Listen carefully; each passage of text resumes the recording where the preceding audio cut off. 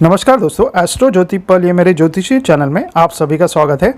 पंचक इस कड़ी को ही आगे बढ़ाते हुए दूसरी कड़ी में मैं पंचक इस विषय को और विशद करना चाहता हूं और पंचक के बारे में हम इस कड़ी में भी बात करेंगे। तो पहले जानते हैं पंचक क्या है और किन कामों में इस पंचक की मनाही की जाती है। अगर आपने मेरा पिछला एपिसोड देखा होगा तो पंचक शब्द से आप परिचित होते होंगे।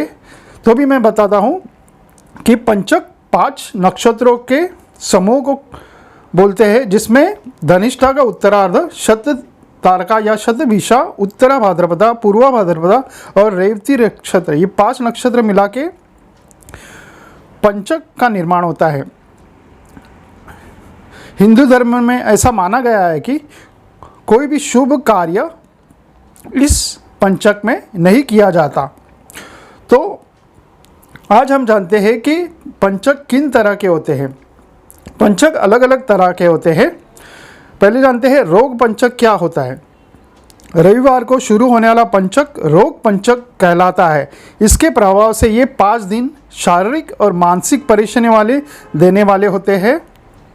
इस पंचक में किसी भी तरह के शुभ कार्य नहीं करने चाहिए। हर तरह के मांगलिक कार्यों के लिए ये पंचक अशुभ माना गया है। अब जानते हैं राजपंचक। राजपंचक जो सोमवार से शुरू होता है उस पंचक को राजपंचक कहते हैं। ये पंचक शुभ माना गया है।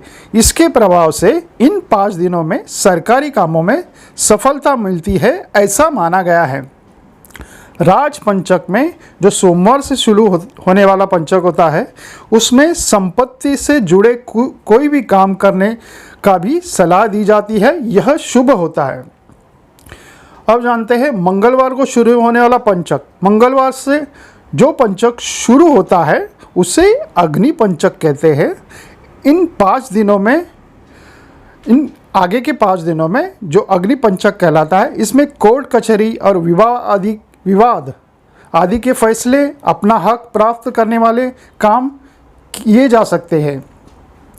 तो कोर्ट के रिलेटेड जो भी मैटर्स है वो अग्नि पंचक में शुरू किए जा सकते हैं। मगर इस पंचक में अग्नि का भय होता है।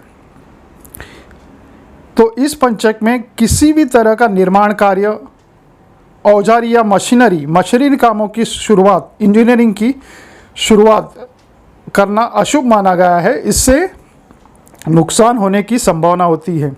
अब जानते हैं मृत्यु पंचक। जो पंचक शनिवार को शुरू होता है उस पंचक को मृत्यु पंचक कहते हैं। नाम से ही ये अशुभ माना गया है। अशुभ दिन से शुरुआत होने वाला ये पंचक मृत्यु तुल्य कष्ट या परेशानी देने वाला होता है। इन 5 दिनों में किसी भी तरह के जोखिम भरे काम नहीं करने चाहिए। इसके प्रभाव से विवाद, चोट, दुर्घटना आदि होने का खतरा होता है। अब जानते हैं चोर पंचक। चोर पंचक शुक्रवार को शुरू होने वाले पंचक को चोर पंचक कहते हैं। विद्वानों के या शास्त्रोकारों के अनुसार इस पंचक में यात्रा करने की मनाही है। इस पंचक में लेन देन, व्यापार और किसी भी तरह के सौदे भी नहीं करने चाहिए।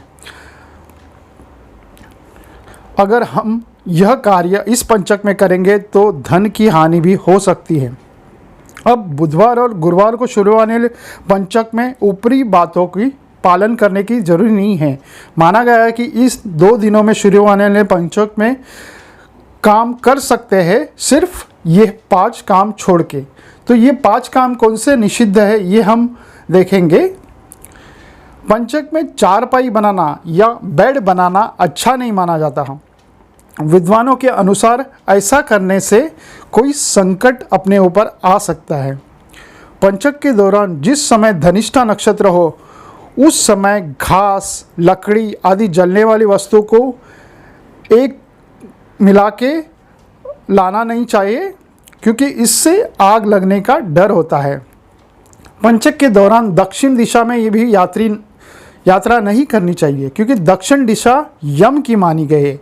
इन नक्षत्रों में दक्षिण दिशा की यात्रा करना हानिकारक माना गया है।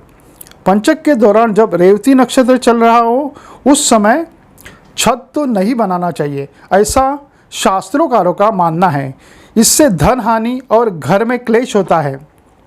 पंचक में अगर शव का अंतिम संस्कार करना हो तो ये बातें ध्यान रखें। पंचक में शव का अंतिम संस्कार करने से पहले को किसी जानकार पंडित की सलाह अवश्य लेनी चाहिए। मगर ऐसा आपके साथ नहीं होता है या नहीं मिलता है पंडित, तो शव के साथ 5 पुतले आटे के बना के या घास के बना के, सूखे घास से बना के अर्थी पर रख के, ये 5 पुतले उसके साथ ही शव की सारी विधि संस्कार करके शवदाह करना चाहिए, तो पंचक दोष समाप्त होता है। गरुड़ पुराण में यह ऐसा माना गया है। तो इस तरह मैंने पंचक दूसरे भाग में पंचक की और कुछ बातें बताई। धन्यवाद।